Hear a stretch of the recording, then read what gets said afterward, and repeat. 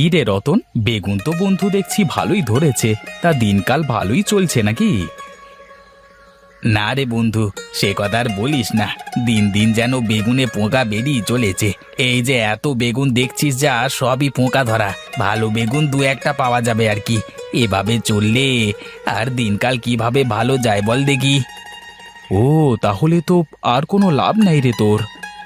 হ্যাঁ রে, এমনিতেই বেগুনে যে পরিমাণে খরচ, সার ফাঁস সেচ ঔষধ সব মিলিয়ে খরচই বেশি।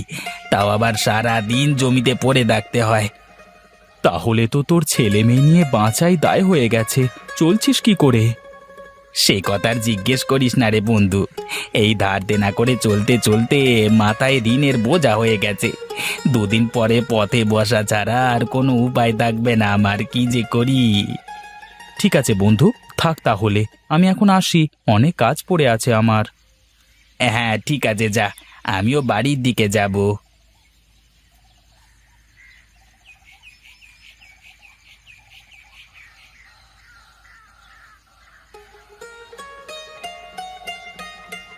কি গো গিন্নি, এভাবে মন খারাপ করে বসে আছো কেন?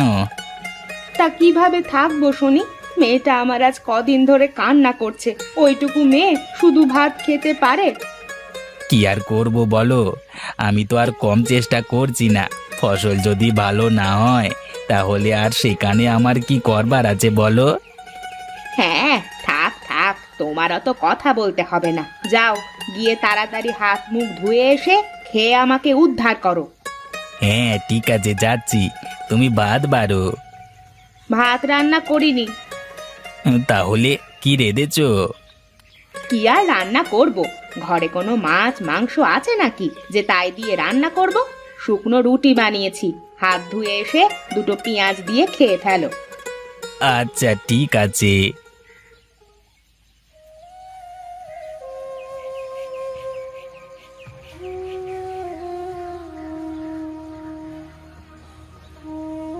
কি গো বুড়িমা, তুমি এভাবে এখানে বসে কান্না করছো কেন? কি হয়েছে তোমার? আজ সপ্তাহ কানে পেটে কোনো দানা পানি পড়েনি। কোথাও এক মুঠো ভাত চেয়ে পাইনি রে। খিদার জ্বালায় কাঁদছি রে, খিদার জ্বালায় কাঁদছি। ও আচ্ছা, ঠিক আছে, এই ব্যাপার। তুমি কোনো চিন্তা করো না বুড়িমা। তুমি আমার সাথে চলো আমাদের বাড়িতে, তোমার খাওয়ার ব্যবস্থা করছি আমি। ঠিক আছে রে মা, চল চল।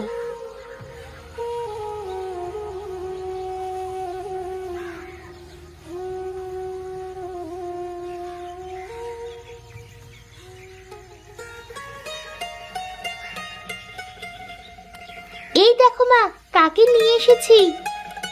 এ আবার কে রে? কাকে সাথে করে নিয়ে এসেছিস? আমি বাড়িতে আসার সময় এই বুড়িমার সাথে দেখা। বুড়িমা রাস্তার ধারে বসে কাঁদছিল খিদার জ্বালায়, তাই সাথে করে নিয়ে এলাম। ধুর, আর ভালো লাগে না। বাপ মেয়ে সব এক রকম। তা তাকে বাড়িতে যে নিয়ে এসেছিস, তাকে খাওয়াবো কি? কেন মা, বাড়িতে কোনো খাবার নেই? না, কিছুই নেই। শুধু কয়েকটা রুটি বানিয়েছিলাম, সব শেষ। তোর জন্য শুধু দুটো রুটি রয়েছে। গিয়ে খেয়ে নে, আর একে বিদায় কর।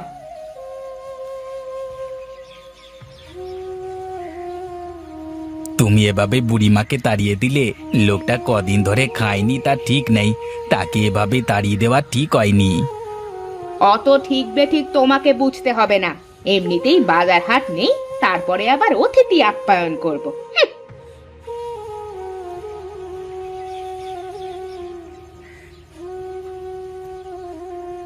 ইরে মেয়ে, তুই আবার এসেছিস কেন? তুমি ওখান থেকে এভাবে চলে এলে কেন? তোর মাই তো আমাকে তাড়িয়ে দিতে বলল। আমি আর কি করব বল? কারো কাছ থেকে জোর করে তো আর খেতে পারি না। এই নাও, অত কথা না বলে এই দুটো রুটি এই পেঁয়াজটা দিয়ে খেয়ে নাও তো দেখি। বাড়িতে কোনো তরকারি নেই, তাই এইটুকুই খেয়ে নাও। তরকারি লাগবে না রে মা, খিদায় যখন পেট চিড়ে যায় তখন সব খাবারই অমৃত লাগে। দে মা, দে।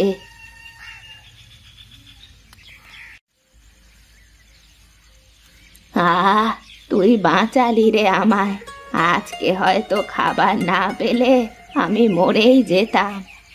ঠিক আছে বুড়িমা, তাহলে তুমি থাকো, আমি আসি। দাঁড়া রে মেয়ে, এদিকে আয়। এই এই আমার এই ঝোলার মধ্যে অনেক দিন ধরে দুটো কিসের বীজ রয়েছে জানি না, তার আমি কোথায় লাগাবো? এই বীজ দুটো তুই নিয়ে গিয়ে তোদের উঠোনে লাগিয়ে দিস। ঠিক আছে বুড়িমা, দাও। এই নে।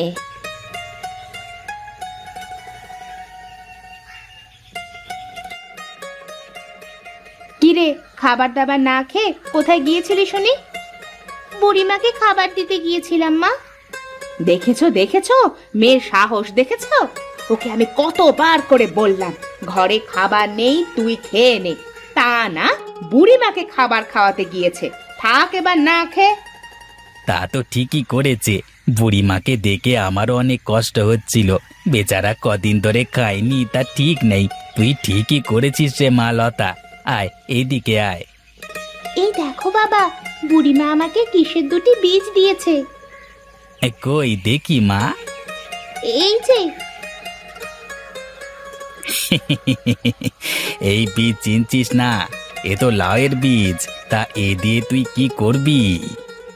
বুড়িমা আমাকে বলেছে এই বীজ দুটো উঠোনে পুঁতে রাখতে। ঠিক আছে মা, সন্ধ্যার সময় তাহলে বাড়ির এই কোনায় পুঁতে পানি দিয়ে রাখিস, তাহলে চারাটা একেবারে গজিয়ে যাবে। ঠিক আছে বাবা। বাপ মেয়ের ঢং দেখে আর বাঁচি না। তোর মা রেগে গিয়েছে।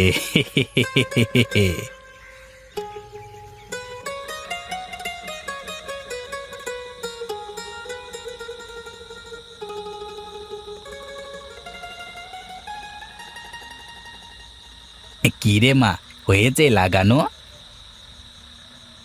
হ্যাঁ বাবা, লাগিয়ে পানি দিয়ে দিচ্ছি।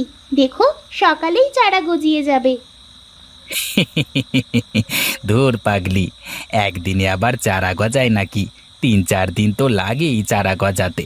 তবে তুই চিন্তা করিস না মা, তোর এই চারা বড় হলে আমি নিজে এখানে জাংলা দিয়ে দেব। ঠিক আছে বাবা, তাহলে যত তাড়াতাড়ি পারো আমার গাছের জাংলাটা দিয়ে দিও। হ্যাঁ রে মা, দিয়ে দেব। তুই এত চিন্তা করিস নে। চল চল, রাত হয়ে গেল। দেরি করে ভাত খেতে গেলে তোর মা আবার চেঁচামেচি করবে। ঠিক আছে বাবা, চলো।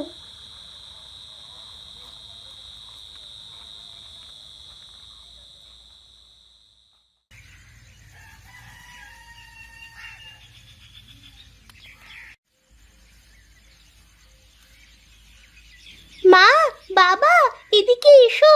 কই গেলে? তাড়াতাড়ি এসো এদিকে।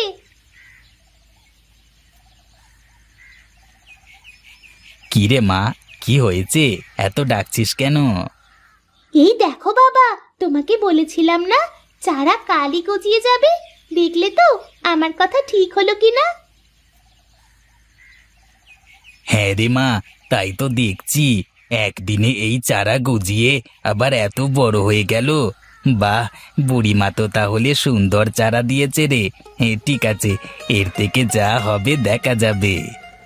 কি আর হবেই বা, কোন বুনো লাউয়ের বীজ দিয়েছে? তা না হলে কি আর একদিনে এত বড় হয়ে যায় লাউ গাছের চারা?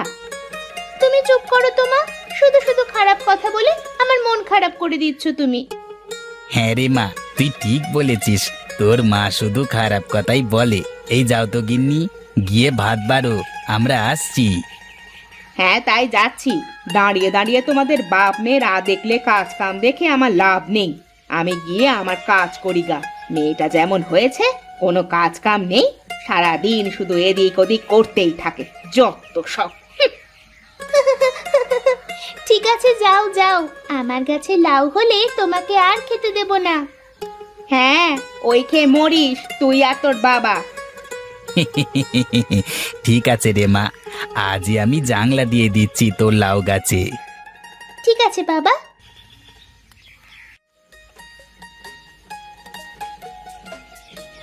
কোথায় গেলে গো গিন্নি? আরে মা লতা, আয় আয়, তোরা এইদিকে আয়, এসে দেখে যা মা।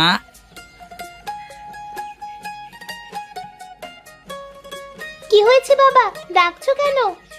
হে, এই দেখ মা, এই কদিনেই কেমন তোর লাউ গাছে জাংলা ভরে লাউ এসেছে দেখ। ওমা, তাই তো, এ কত লাউ এসেছে জাংলায়, এ তো খেয়ে ফোরানো সম্ভব নয়। ওরে বাবা রে, এ আবার কি লাউ রে! এক একটা এক এক রঙের, কি সুন্দর দেখতে! মা, তাহলে এখান থেকে একটি লাউ নিয়ে আজকে রান্না করো না। ঠিক আছে মা, ঠিক আছে, এখনই রান্না করব। খেয়ে দেখতে হবে না কেমন লাউ হলো? হ্যাঁ, রান্না করে দেখো কেমন হয়। এত লাউ তো আর খেয়ে পুরানো সম্ভব না, তাই যদি লাউগুলো ভালো হয় তাহলে কিছু বাজারে বিক্রি করেও বেশ লাভ হবে। ঠিক আছে, যাচ্ছি।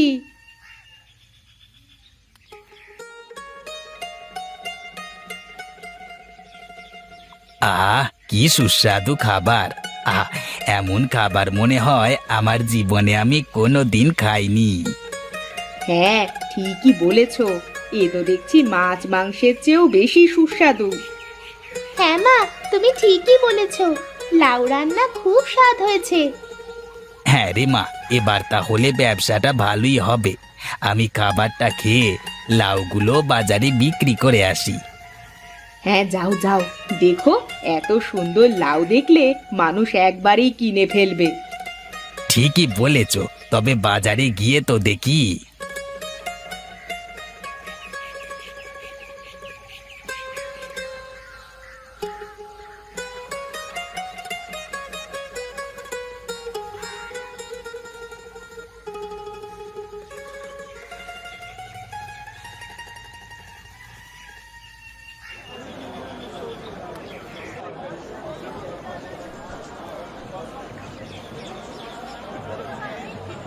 দাদা, আসুন আসুন, লাউ নিয়ে যান।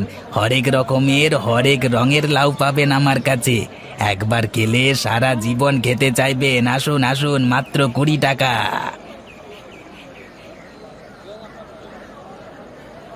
কি গো রতনদা, তুমি আবার বেগুনের ব্যবসা বাদ দিয়ে লাউয়ের ব্যবসা কবে থেকে ধরলে?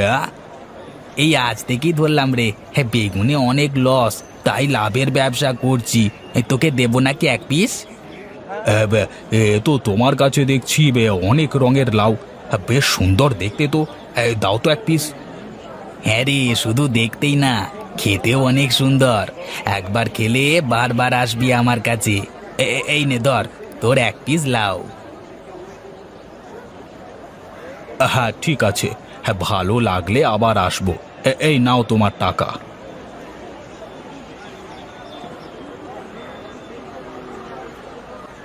কি গো রতনদা, লাউ তো দেখছি ভালোই বিক্রি করছো। হ্যাঁ রে, দেখছিস না, এত সুন্দর লাউ এমনি তো বিক্রি হয়ে যায়। হ্যাঁ তাই তো দেখছি, দেখতেও অনেক সুন্দর লাউগুলো। আচ্ছা ঠিক আছে, তা যাই হোক, জমিদারের বাড়ির বাজার করতে এসেছি, তা যেগুলো আছে দিয়ে দাও। এবার সবগুলো নিবি? হ্যাঁ হ্যাঁ, সবগুলি দাও। এই নাও তোমার টাকা। ঠিক আছে, নিয়ে যা।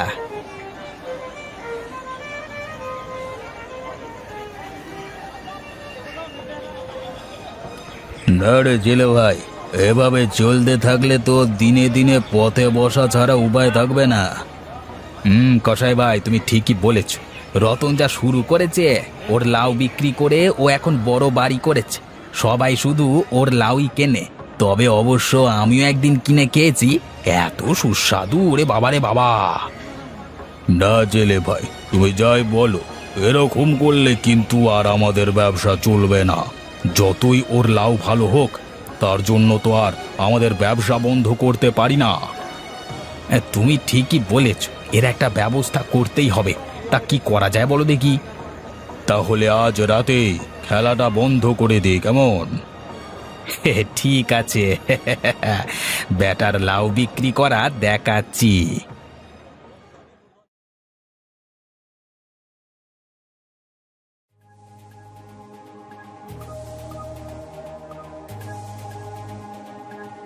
ওরে বাবা রে, ও মরে গেলাম রে, ওরে বাবা রে, বাঁচাও রে বাঁচাও, ও বাবা বাঁচাও।